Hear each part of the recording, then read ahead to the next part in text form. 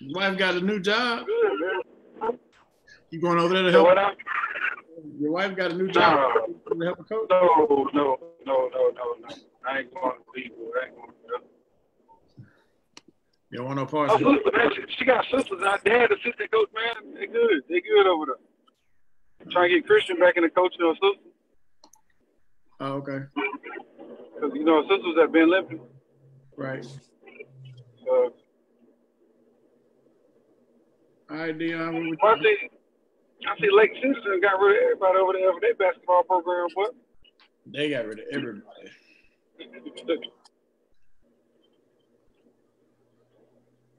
They got rid of everybody over there. I saw that myself. Why I see a cartoon character for Dion down there? What kind of cartoon? Yeah, you got your own cartoon character. God, go. You know Dion a character, man. You know you can't talk to Dion. You know he a character, man. Yeah. Meet the Bulldog. Meet Dion. Hey, Todd. You see my background, right? I see that. I need to figure that out. Oh Lord. Figure something out. Is that Greer High School? Ooh. Is that Greer? Ooh. Shots. Play. Man. Shots fired. Man, we can't be talking about Greer High School right now, man. We got to pray for the Greer High School nation. I play it, man. We got to pray for the nation of Greer Yellow Jackets. I told Dion I ain't trying to look at the character all day. Don't look just like Dion. No. I swear, bro. Nah, I had a text coming through. So start us off, Dion. All right. So Tamir, hey, listen. Like, how has the transition been, especially for a player like you, from, you playing at the Great Marlboro County, football, and we know you got a basketball state championship too, but, going from football to college and then, having, even touching, the pros and then now coaching, like how has that transition been for you? Man, to be honest, man, it's like, all of us, I guess, when you play, you get that stand where you like, man, I ain't never coaching no sports. You know what I mean? I ain't want to be no coach. Because you see all the stuff you put your coach through. And then once you go through the ranks and do that, and you realize that coaching was the reason why you did anything in your life. Like, you got raised by your parents or whatever. But coaches really what molded you into what you was. So after you did that part, you knew that there's other kids out there that need you and your experience that you went through to help them get through their life. And that's what motivated me to do it. Because there's so many of them that go through the same thing that you went through, but they ain't going to have the people in their corner to tell them, nah, don't do that. You need to do this. And those are the ones that get left behind, not because they want to, but they just go the wrong way. Yeah, Jamal, you got something you want to add to that? Because I was going to ask him something else pertaining to that. Oh, go ahead. Hey, so Ty, how do you handle those kids who feel like they already know when you come to them and say, hey, man, you running that route wrong, or you trying to give them some advice like they know everything already?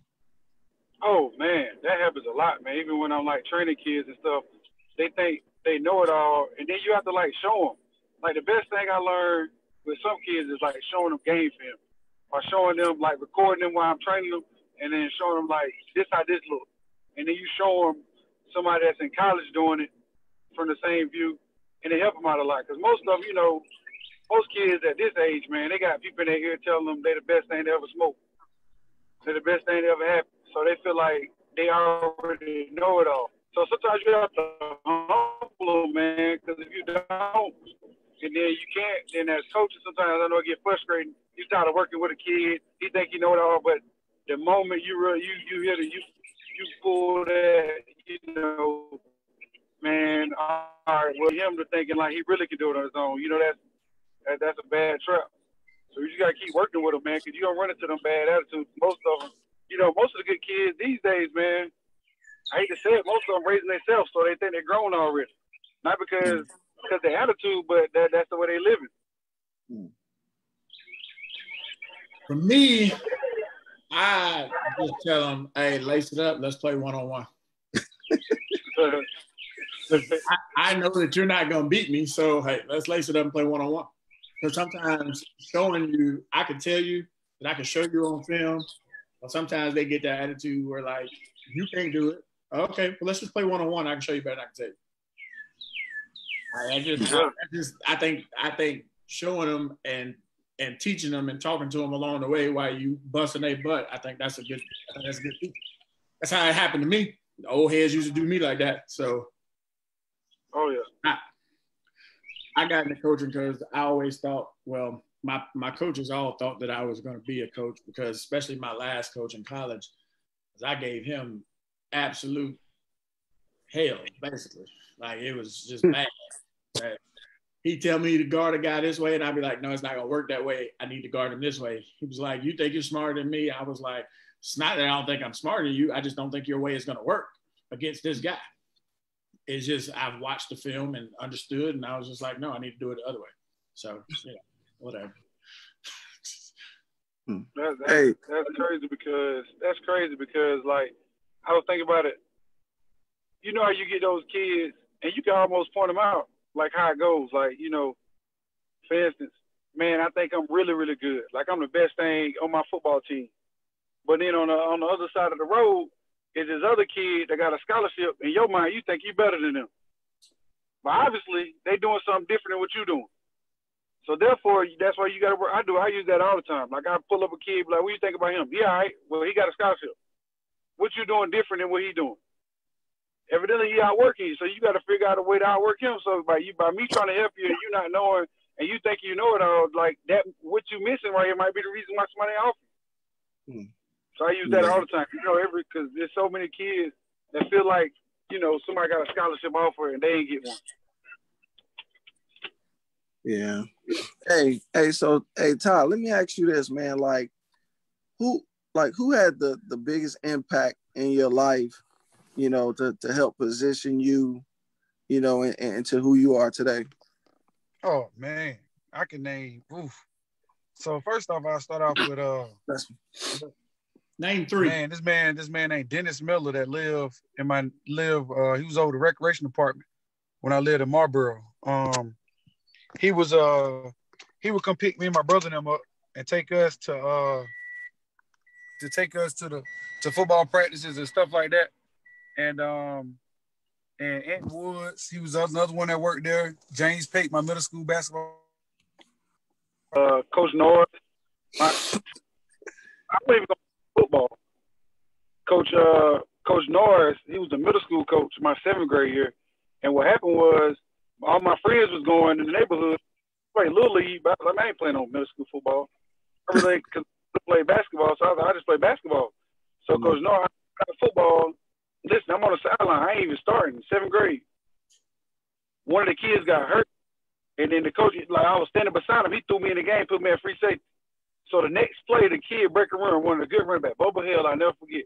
And I like tackled him real hard. And I started starting after that. Never came out that went to the football team, everything. Coach Norris like got me to play. And then you know what's crazy? Now I'll tell somebody a story the other day. My 9th grade year when I got to high school, I used to watch Marlboro County football. It's like real big. So I'm thinking like, man, I'm too small, man. When I got to 9th grade, I'm probably like 6'1", probably 140, 50 pounds, man. 150, I was small. I was like, man, I ain't playing no football. So what happened was Coach Boyd took the job at Marlboro my freshman year. So I'm at home, and I said it was like the first day of practice where the freshmen can go to practice, whatever. I ain't going to football practice. Coach Boyd sent one of the assistant coaches, Coach Woodbury, used to be at West Lawrence, to come to the house. And Coach Woodbury came to my mama's house. I was living in an apartment. He said, hey, Coach Boyd, I want you to play football. So I get in the car with him, go to football practice. The rest was history.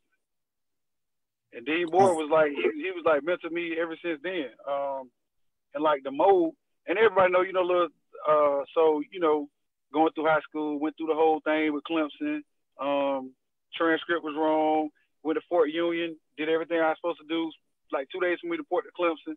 They're like, no, the NCAA ain't gonna clear you, whatever. It's like devastating. I'm home. So it's like, so the next day I get the newspaper at home, in the front of the state paper, I still got it on my scrapbook. The front of the state paper said Zimmerman does not get into Clemson. Devastating. Oh man, I never forget that. Never forget that. And I remember being in Marlboro, and so what happened was Coach Rick Stockstill, the coach of Middle Tennessee State right now, he called me and told me that, and that man told me, man, this is the honest truth. That man said, no matter where life leads you, I'm gonna be right there with you, Deion. I kid you not. I talked to this man at least once a week since that day. He called to check on me and my family once a week since that day. Tommy Bowden, check on my mama. Tommy Bowden, to this day, check on my call. Tommy, how your mama? Everything until this day. Even when I was at Newberry my sophomore year, I could have left and went back to Clemson, but I stayed at Marlboro. I stayed at Newberry. Because we had started something, so I ain't wanted to leave out on my teammates. Yep. You being the nice guy. Yeah. And being the ultimate team player. The rest was history, man. When I got to Newberry, we was ranked like 157 out of 158 D2 school. My last year there, we was ranked number 4 team in the country. Nah, that was big, man. Hey, Tommy, who was like, and I know you probably not had a lot of great people that you had an opportunity to play with, but in your mind, like Jamal said, if you could name 3 guys, like who's the 3 guys that's probably been your best teammates? Ooh. Give 3 in high school, then 3 in college. Okay, high school, I gotta go with, no question, Chris McQueen, because I played with him all my life. Chris McQueen, played on my state championship team. Of course, I got to go with my cousin Bill, Mike Deese. Yeah, that's from birth, Mike Deese. And the other one from high school, I played with Sean 1 year, man. I got to go half and half.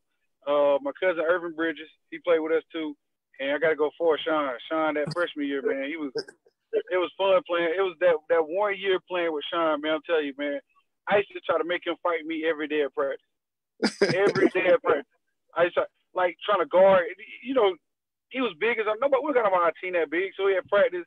We fouled a mess out of him, man. Just try to get him tough, and it worked, man. Like, he came along probably that 8th week of that year, man, and he ain't turned back since. You know, because you got to see him, man. But you know Sean from being Sean, and then Sean when he get mad. Yeah, there's a whole different. There's 2 different people. Mm-hmm. So when I got to college, man, Josh Stepp, Will Newell, Charles Brandon, my roommate from Union, and that's about it right there. Charles, Josh, and Will Newell. Yeah, those some good names that you called out. You know, like high school and college, the 2 toughest teams that you played against when you was in high school. Give us, hey Jamal, how many you want? You want 2? Or you want 3? I want. You know what, it's smoke. Give me your toughest team in high school and then your toughest team in college. I only want 1 apiece. You're only gonna get 1 from high school. Yeah. No matter what the sport was. Who? Wilson Tigers. Wilson Tigers. Like, that was like we played them. Like, listen, man, football. I'm gonna start football first. We played Wilson my sophomore year, right? We won a state championship my sophomore year. We go to play Wilson. We already know what the game gonna be. They undefeated, we undefeated. This for the region championship. We go play Wilson. We warming up for pregame. Guess who comes on the field and get ready to do a performance in the middle of our warm-ups? South Carolina State Band. In the middle of warm-ups, my coach, Dean Boyd, goes crazy. And that was my first experience with Wilson. Man, it was we won the game, but it was like, came down to the end of the game. And then we had to play him in basketball. You know, Tommy Johnson, Major, Chase, was the big tall boy, was Chase, what his name was? Yeah, Chavis, Darren Durant. They was loaded, man. They was loaded. We get ready to play them boys. These boys, that's when they came back from Hawaii. You know, they went to Hawaii to the little tournament out there in Hawaii. They came back from Hawaii, on a Saturday. The boy had Honolulu night against us. Man, it was rough, man. Wilson probably the toughest. That was bad. That was bad right there. That's why even when Carlos got the job, I couldn't say go Wilson. Nobody doing that. Nobody ain't doing none of that, man. You know, in college, Newberry PC, that was like real life. That was like real life drama right there. Cause you know it's like I guess 15 miles between the two schools. So that was tough. But that Marlboro Wilson is real, man. It's real. Like still to this day. And my let me tell you this. You know, y'all know Dan Durant played quarterback, correct? Yeah. My junior year, right? Wilson came to play us. Darren probably threw. I'm not exaggerating now. Somebody can go back and check. I might be wrong, but it's close to this. He threw for 595 yards against us at Marlboro County, and we won the game 42-15. Picture that. Picture that. How many touchdowns he had? Then 2. Oh, 2. Yeah. They dropped 7 touchdowns. He cut y'all up. I mean, like it was like when people see like shotgun, he was doing that, man. During that time, man. I mean, he threw the ball at least 60 times that game, man. And probably completed 40 of them or more. He was the toughest. He was the toughest quarterback. I just told him today. He was the toughest quarterback I probably played against. God, so you play. So Tommy, you played on defense too? Come on, Dion, don't play with me. Man, you know that man played all over the field. Don't play great Tommy Zimmerman, man. Not doing him like that. So you basically saying you was Champ Bailey? I was Champ Bailey. I got a question for you. I got a question for you though, man. Yeah. All state on both sides of the ball. Jamal, let me tell you this, man.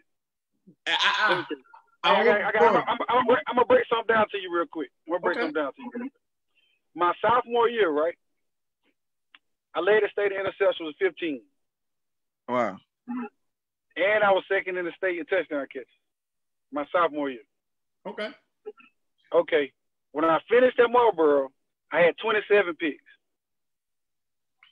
280 tackles. Oh, first of all, we don't gotta go that far.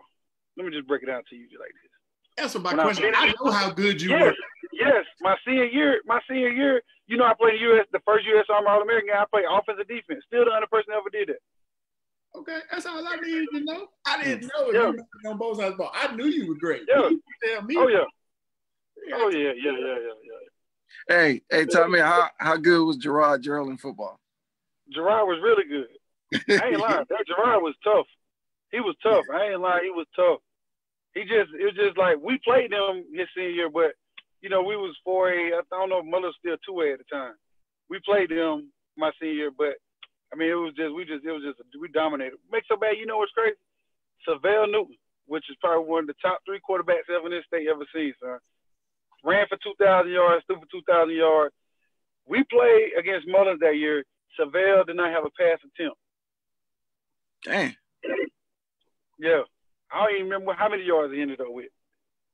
Yeah, but Gerard was tough. People overlook his football because he was so good in basketball. He was tough in football. He had like 1,200 yards receiving that year. Yeah. Yeah, I kind of thought he should have went. I kind of thought he should have went and played football too, man. Yeah, he could have did it. He could have did that. And you know what's crazy, Dion? You know who led the state in receiving that year? Who? Gaines Adams. For real? Picture that. Yeah. Wow. Tanner Hill. Coach Tanner Hill, they used to be at Chesterfield. You know Tanner Hill. Yeah. He did USC.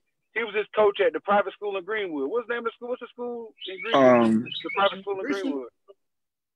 Mm-hmm. Wait. I can't not Green. It's not Greenwood Academy. Yeah, I know what you're talking about. I can't think of Cambridge. the school. Yeah, Cambridge. Wasn't it Cambridge? Yeah, Cambridge. Yep. That's where he went to school. Led the state in receiving. Yeah. Yeah. Hey, so let me ask you this too. So like, if you had one coach like in football and basketball that you could sit there and say, okay, he was my favorite coach. Like, you know, who would that coach be? Football got to be Dean Boyd, man. I mean, I can't even. He did so much for me outside of football, like stuck with me. Dean Boyd, the way he changed, like people would never, or people understand, like how he helped the kids in Marlboro, man. It was deeper than football, man. He was open door policy late at night. You know, he was that guy, man. You need anything, he's gonna be there. It was different, and that's why we played so hard for him, man. Some games we know we should have lost, but we used to like huddle up, like, man, come on, man. We doing this with, like, come on, we doing this with Coach Boyd. Like, we got to give it all we got right here. And basketball, I got to split it in half, man. James Pate, Ken Spencer. James Pate, because, man, listen, when I played middle school basketball for Pate, and when he came to high school, I probably practiced a total of 7 times, man. I was that kid that thought I knew everything. Because of where I grew up on the mill farm, little place in Bennettsville, nobody couldn't tell me nothing. Man, I used to go to practice, like, just not going hard. Pate kicked me out of practice. Go home. Like, go home. I mean, like, literally kick me out, go home. I'm like, man, kick me, bye. Call your mama. Nope, bye, go home. Like, keep me out of practice, and that junk humbled me, boy. Like, going back to practice next day, I go slow in it. Like, I could be doing something somebody else doing. Bye, Tamir, go home, bye. That junk changed me right there, boy. And then Coach Spencer, man, you know, we got to high school, just believing in his system, man. Believing in his system, like how he changed it, being a player's coach, just seeing how, you know, man, he a referee rider. How he used to go fight for us during them games, you know, going to Saxony, playing at Saxony with Nick D'Antoni, with Coach D'Antoni, you know, his kids at Saxony, Cortland Freeman, and him doing those battles, you know, still got Wilson. They had Darlington on the other end, Hartsville, with Sherrod and Johnny Jackson up there. Sherrod and Johnny Jackson. So probably Peyton Coach Spencer with that. Well, the toughest basketball player I played against, you want to know what that was? Me.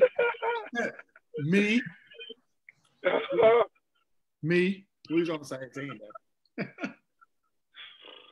Who's the toughest basketball player you played against? Real tough.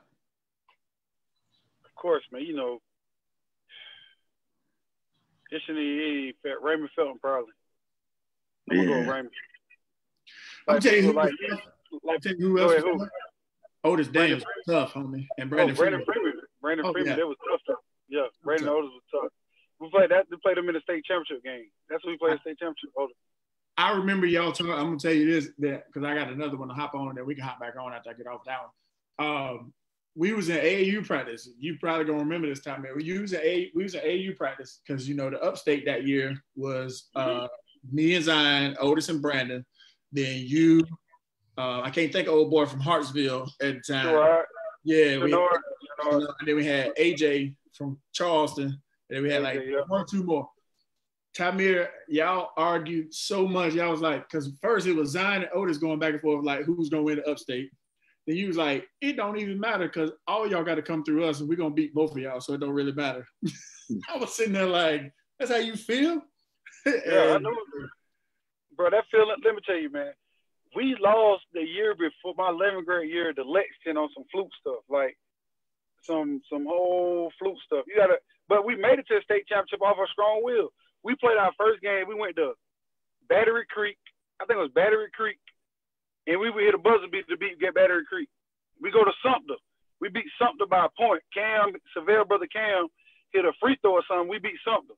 Then we go play who we played out there? We beat Sumter. Then we go play. We played Wilson.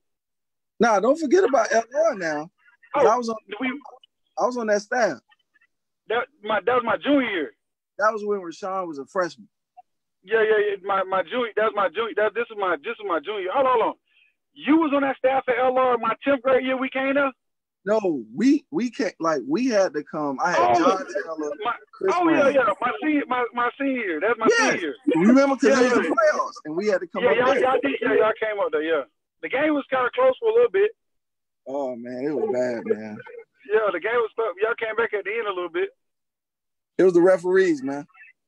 What? Hey, Dion, we had some ball. But then we had to go play my senior. We had to go play Goose Creek down in King Street, and they tell us the whole week that them boys loaded. We started the game off 27-2. 27-2, man. I just know the first play of the game for the state championship game was a tip, and then they threw it to you, and it was a lob dunk. First play of the state championship game that year. Oh yeah, we got that on. We keep that on video and picture.